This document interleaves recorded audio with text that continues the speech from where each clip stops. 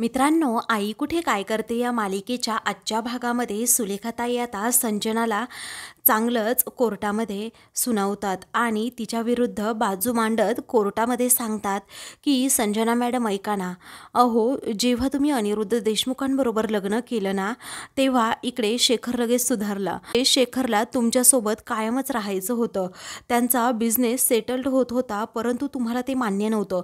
तुम्हाला तर झटपट श्रीमंत व्हायचं होतं, म्हणूनच तुम्ही शेखररावांची साथ अर्ध्यावरच सोडली.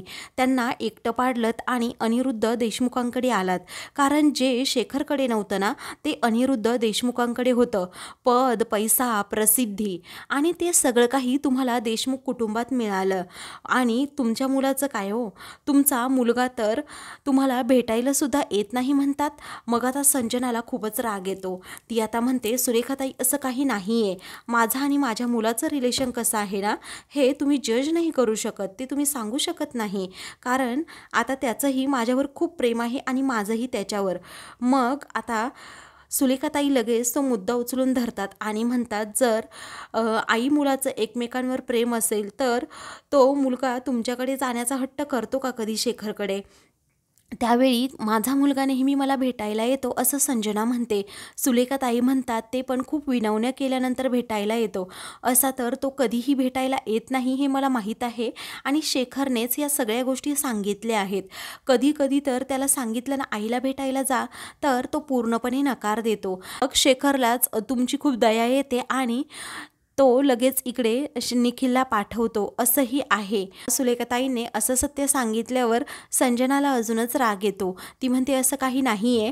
तेव्हा शेखरने आम्हाला या सगळ्या गोष्टी सांगितल्या आहेत आणि अजून अशा खूप काही गोष्टी सांगितल्यात, पण त्या इथे सांगणं योग्य नाही आहे, म्हणून मी सांगत नाही, असंच आता सुलेखाताई म्हणतात. पुढे आता संजना म्हणते, सुलेखाताई तुम्ही मला असे प्रश्न विचारू शकत नाही. तेव्हा त्या म्हणतात, का विचारू शकत नाही? मी नक्कीच विचारू शकते. म्हणून त्या पुन्हा एक प्रश्न विचारतात. जर तुम्ही असं म्हणताय ना की अनिरुद्ध देशमुखांवर तुमचं प्रेम आहे म्हणून तुम्ही लग्न केलंत आणि तुमचा संसार सुखाचा आहे, पण आहे का हो तुमचा संसार खरंच सुखाचा? त्यावेळी संजना ओरडून ओरडून सांगू लागते, हो आहे आमचा संसार सुखाचा. तेव्हा सुलेखाताई म्हणतात, तुमचा संसार एवढ्या सुखात चालू आहे ना की अनिरुद्ध देशमुखांनी तुम्हाला डिवोर्सची नोटीस दिली आहे. तेव्हा संजनाची आता बोलतीच बंद होते तर अनिरुद्धला धक्का बसतो. मग बाकी सर्वजण संजनावर हसतात. तेव्हा सुलेखाताई म्हणतात, युअर ऑनर, मला कोर्टाच्या निदर्शनास हेच आणून द्यायचं आहे की संजना देशमुखांनी कायमच वेळोवेळी सगळ्यांची फसवणूक केली आहे आणि हे मी तुम्हाला सिद्ध करून सुद्धा दाखवलंय. पुढे आता संजना म्हणते, जज साहेब, लग्न हा खूप पर्सनल मॅटर आहे. कोणाबरोबर राहायचं आणि कोणाबरोबर नाही हा ज्याचा त्याचा प्रश्न आहे, असं म्हणून आता ती सुलेखाताईंकडे रागातच पाहते. त्यावेळी आता, तुम्ही या अगोदरही कांचन देशमुखांना खूप फसवलं आहे, म्हणजे त्यांच्या सह्या तुम्ही घेतल्या होत्या बरोबर ना? मग आता ते पेपर्स आम्ही पुन्हा त्यांना परत केल्याचं संजना सांगते. तेव्हा कोणत्या सिच्युएशनमध्ये ते पेपर पुन्हा केले हे तर तुम्हाला माहीतच आहे, असं आता सुलेखाताई म्हणतात. पुढे आता सुलेखाताई जज साहेबांना सांगू लागतात की अनेक वर्ष झाली आहे त्या घरासाठी, प्रॉपर्टीसाठी अनिरुद्ध देशमुख आणि संजना देशमुख यांनी कांचनताई आणि आप्पांवर दबाव आणण्याचा प्रयत्न केला आणि प्रॉपर्टीसाठी त्यांचा मानसिक छळ देखील केला. आणि मध्यंतरी तर तुम्ही विनायकराव देशमुख यांच्या खोट्या सह्यासुद्धा घेतल्या होत्या आणि ते प्रकरण नंतर उघडकीस आल्यानंतर तुम्हाला घर सोडून जाण्याची वेळसुद्धा आली होती आणि तेव्हा अनिरुद्ध देशमुख यांनी हार्ट अटॅक आल्याचं नाटक केलं. आता हे असं सुलेखाताईंनी म्हटल्याबरोबरच अनिरुद्धच्या पायाखालची जमीनच सरकते. कारण आता सुलेखाताईंनी खरे पुरावे कोर्टाकडे सादर केलेले असतात. मग आता अनिरुद्ध विचार करतो की कसं माहीत झालं यांना, काय माहीत? आणि संजनाचीही आता तेथेच बत्ती गुल होते. आता नितीन, त्याचबरोबर इकडे आप्पा आणि कांचन हे तिघेही आता अनिरुद्धकडे पाहत असतात की किती मोठा धोका याने आपल्याला दिला. तब्येतीचं कारण पुढे केलं आणि आमची भावनिक फसवणूक केली. त्यावेळी सर्व कोर्टामध्ये आता सगळेजण अनिरुद्धकडेच पाहत असतात. तो मात्र खाली मुंडी घालून बसतो. मग नंतर आता आप्पांची आणि कांचनची कशाप्रकारे भावनिक फसवणूक संजना आणि अनिरुद्धने केली हे त्या कोर्टाच्या निदर्शनास आणून देतात. पुढे त्या आता कोर्टाला सांगू लागतात की आईवडिलांना फसवणं ही एक खूप मोठा गुन्हा झाला आहे. त्यामुळे संजना देशमुख आणि अनिरुद्ध देशमुख यांना कठोरातली कठोर शिक्षा व्हावी असं आम्हाला वाटतं. पुढे आता देशमाने म्हणतात, जज साहेब, आम्हाला कोर्टात अजून काही पुरावे सादर करायचे, यासाठी थोडा अवधी हवा आहे. त्यावेळी आता जज साहेब म्हणतात, ठीक आहे, कोर्टाची पुढची तारीख तुम्हाला दिली जाईल. मग आता सुलेखाताई या अरुंधतीकडे पाहतच राहतात. काही वेळानंतर आता देशमाने वकील बाहेर येतात, तर संजना आता अनिरुद्धकडे पाहतच राहते. म्हणते, काय सुलेखाताई बोलत कोर्टामध्ये, सारख्या मला प्रश्न विचारत होत्या, असं म्हणून त्या देशमाने वकिलांना सुद्धा ती सुनावते आणि विचारते, काय सुलेखाताईंनी एवढे प्रश्न विचारले तरीही तुमचे कान काय बंद होते की काय? अहो, कोर्टामध्ये असले प्रश्न विचारणं योग्य आहे का? आणि त्या धुरी वकिलांसारखे तुम्ही तर विकले गेल्या नाहीत ना कुणाला तरी. मग आता असं म्हटल्याबरोबर देशमाने म्हणतात, तोंडाला येईल ते अजिबात बोलू नका संजना मॅडम. पुढे देशमाने आता ओरडूनच विचारतात की तुम्हाला काही वाटतं की नाही, तुम्ही कोर्टात का नाही सांगितलं की कांचन देशमुखांना सुद्धा फसवून तुम्ही सह्या घेतल्या होत्या ते? मग आता संजना म्हणते, एक मिनिट, आवाज खाली. हा गोष्ट म्हणजे हे विचारण्याचा अधिकार तुम्हाला नाही आहे आणि आवाज खाली करूनच बोलायचं नेहमी.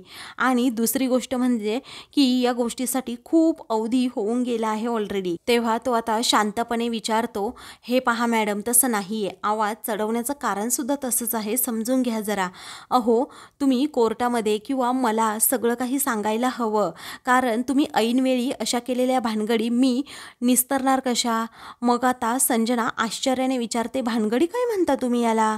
मग आता देशमाने वकील म्हणतात, सॉरी संजना मॅडम, मी याला भानगडीच म्हणेल आणि याला भानगडीच म्हणतात, कारण तुम्हाला माहीत नसेल, मी मागे जे जे काही केलं आहे ते मला सर्व सांगायला हवं, कारण आपल्यासमोर सुलेखा मॅडम आहेत. तेवढ्यातच तिथे आता कांचन येते आणि रागातच अनिरुद्धला म्हणते, अरे अनिरुद्ध, तू चक्क आम्हाला फसवलंस, तिथे हार्ट अटॅक येण्याचं नाटक केलं, तुझ्या काळजीने इथे माझा जीव पार जायला लागला होता, कळतं की नाही?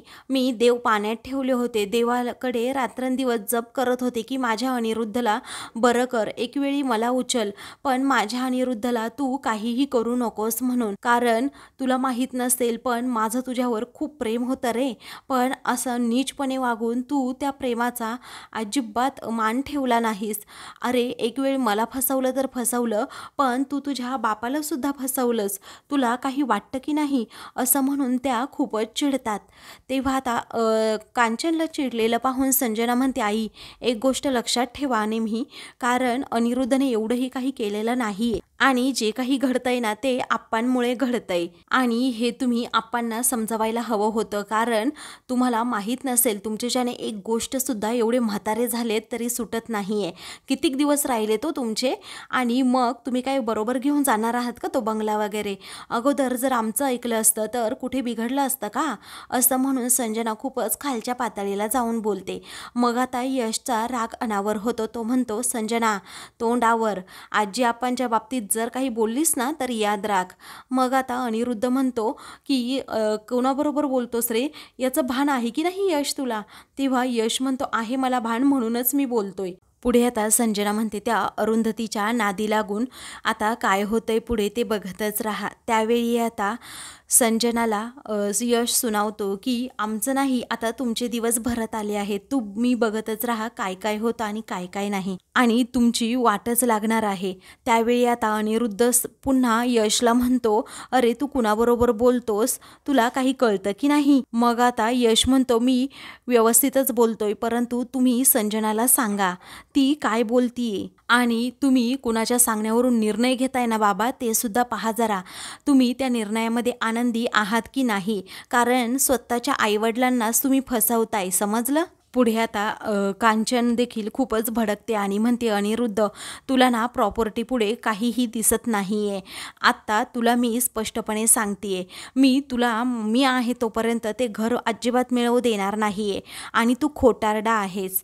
अजून एक गोष्ट लक्षात ठेव, मी स्वतः सुलेखाताईंना आता सांगणार आहे की अनिरुद्ध आणि संजनाला जास्तीत जास्त शिक्षाही मिळालीच पाहिजे आणि त्या दोघांनाही तुरुंगात टाका म्हणून. तेव्हा हे ऐकताच आता इकडे संजनाला खूप मोठा धक्का बसतो आणि जेवढी होऊ शकेल ना तेवढी जास्तीत जास्त कडक शिक्षा या दोघांना झालीच पाहिजे असं म्हणून कांचन आता खूपच चिडते आणि यशला घेऊन तेथून जाते. पुढे आता कांचन आणि त्याचबरोबर यश तेथून गेल्यानंतर संजना खूपच भडकते आणि म्हणते, काय रे, कोणती आई अशी असते की आपल्याच मुलाला कडक शिक्षा द्या असं म्हणते. ते तूच नेहमी म्हणत असतो ना की तुझं तुझ्या आईवर खूप प्रेम आहे आणि तुझ्या आईचं सुद्धा तुझ्यावर खूप प्रेम आहे. हे असं प्रेम आहे का? बोल ना एकदा. मग आता अनिरुद्ध पार रडकुंडीला येतो. त्याला काय बोलावं हे देखील सुचत नाही, कारण आता त्याची सगळीकडूनच वाट लागलेली असते. त्याचं आता एक मोठं सत्य उघड पडलेलं असतं, ते म्हणजे की त्याने हार्ट अटॅक येण्याचं खोटं नाटक केलं आहे आणि त्याच नाटकामुळे आता तो कांचनपासून दुरावलेला. दुसरीकडे सुलेखाताई ह्या आता आश्रमामध्ये येतात. नितीन त्यांच्याबरोबर असतोच. मग आता अनिश लगेच पाणी घेऊन येतो आणि विचारतो, काय झालं कोर्टामध्ये आजी? तू जरा शांत हो. त्या एकदमच गप्प असतात. त्यांच्या डोक्यात वेगळेच काहीतरी विचार सुरू असतात. मात्र आता नितीन म्हणतो, मावशीने नेहमीप्रमाणे कोर्टात अशी बॅटिंग केली ना, बघच तू आता काय काय होतंय ते. त्यावेळी आता अनिश म्हणतो की काय केलं सांग ना नक्की. मग आता सुलेखाताई म्हणतात की ती फक्त बडबड झाली रे, आपल्याकडे पुरावा नाहीये आणि आपण ज्या प्रकारे अनिरुद्धने संजनाने फसवलं आहे ना, त्याचे पुरावे आपल्याला शोधायला हवेत आता. तेव्हा ते पुरावे सुद्धा लवकरात लवकर मिळतीलच असं नितीन आणि अनिश दोघेही म्हणतात. पुढे आता सुलेखाताई म्हणतात, आपल्याला असं गप्प बसून चालणार नाहीये. आप्पा आणि कांचन ताईंना न्याय मिळालाच पाहिजे, कारण त्या दोघांना अनिरुद्ध आणि संजनाने फसवलंय. आणि अजून एक सांगू का अनिश, अरे आप्पांना मध्यंतरी परवाची गोष्ट आहे गुंडांनी मध्ये धमकवलं. तेव्हा अनिश म्हणतो, काय? मग आता सुलेखाताई म्हणतात, हो अरे धमकवलं त्यांना चक्क. त्याचवेळी आता सुलेखाताईंना पुढे आठवतं की कशाप्रकारे कोर्टामध्ये सगळं प्रकरण मी हँडल केलं आणि कशाप्रकारे सांभाळलं. परंतु आपल्याला असं गप्प बसून चालणार नाहीच आहे. योग्य दिशेने पाऊल आता उचलायला हवं असं त्या नितीन आणि अनिशला सांगतात. ते दोघेही विचारतात काय करायचं पुढे. मग आता सुलेखाताई ह्या सांगू लागतात की मला तर असं वाटतंय त्या बिल्डरनेच आप्पांना धमकवलं असेल. नितीन आता पुढे सांगू लागतो, मावशी तुला अजून एक गोष्ट माहिती आहे का? तो बंगला जवळजवळ विकल्या गेल्यातच जमा आहे. कारण मी खूप खोल माहिती काढली तर त्या माहितीमध्ये असं दिसून आलं की अनिरुद्ध आणि संजनाने त्या बंगल्याचे पैसे सुद्धा घेतले आहेत आणि तो बंगला पाडायची घाई बिल्डरला झाली असणारच, म्हणून त्याने केस मागे घे असं आप्पांना धमकावलं असेल गुंड पाठवून. तुला काय वाटतं याबद्दल? मग आता सुलेखाताई म्हणतात, हो रे बेटा असं होऊच शकतं. आणि अजून कसं आहे ना, आप्पा आणि कांचनताई हे दोघेही समृद्धीमध्ये राहायला गेले आहेत. त्यांच्या विरोधात काय कुरघोड्या करतील हे आता सांगता येत नाहीये.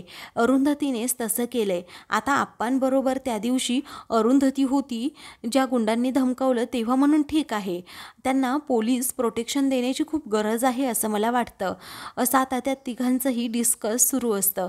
मग आता सुलेखाताई म्हणतात, पोलीस प्रोटेक्शन तर आपण त्यांना देऊयातच, परंतु आता पुढे काय करायचं ना, याचा मार्ग शोधला पाहिजे, याचा प्लॅन केला पाहिजे आपल्याला व्यवस्थित.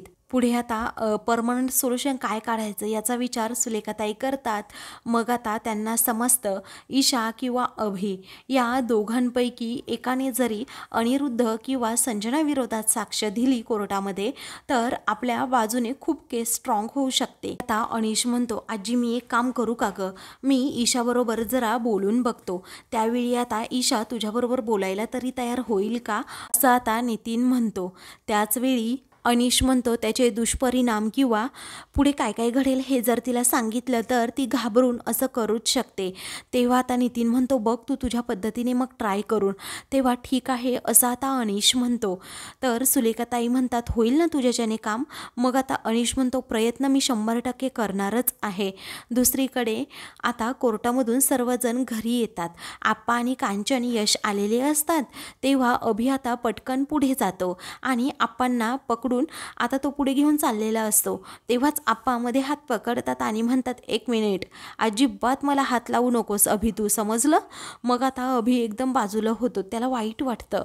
तो कांचनकडे जातो आणि आजी व्यवस्थित आहे ना, तू ठीक आहेस ना असं तो विचारतो. मग आता कांचन देखील अभिची मदत घेत नाही.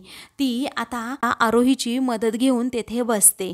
पुढे आता अनघा चहा ठेवशील का गं असं कांचन विचारते. अनघा म्हणते हो आजी मी चहा ठेवते हां असं म्हणून ती किचनमध्ये जायला निघते.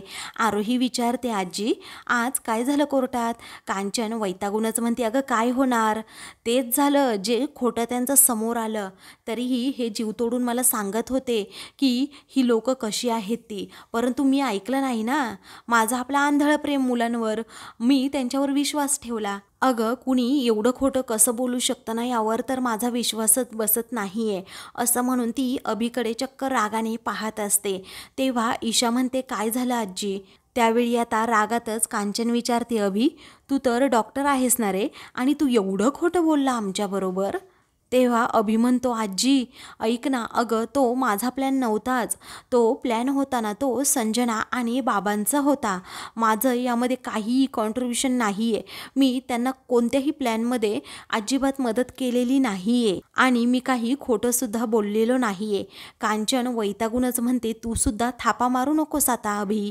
अरे अनिरुद्धला हार्ट अटॅक आला आहे हे तूच तर सांगितलं होतंस ना मला. अरे तुझ्याच मित्राच्या हॉस्पिटलमध्ये अनिरुद्धला ॲडमिट केलं होतं बरोबर ना. आता आरोहीला मोठा धक्काच बसतो. तेव्हा ती विचारते काय म्हणजे बाबांना हार्ट अटॅक आलाच नव्हता का. तेव्हा आता आरोहीला आणि अनघालाही जबर धक्का बसलेला असतो. मग आता त्या विचारतात तुम्हाला कसं समजलं. त्याचवेळी आता आप्पा म्हणतात नाही ना गं, आम्हाला खरंच माहीत नव्हतं. आम्हाला हे कोर्टात समजलं कारण सुलेखाताईंनी चक्क त्या हॉस्पिटलमधून रिपोर्ट मिळवले आणि मग कोर्टासमोर हे उघड केलं.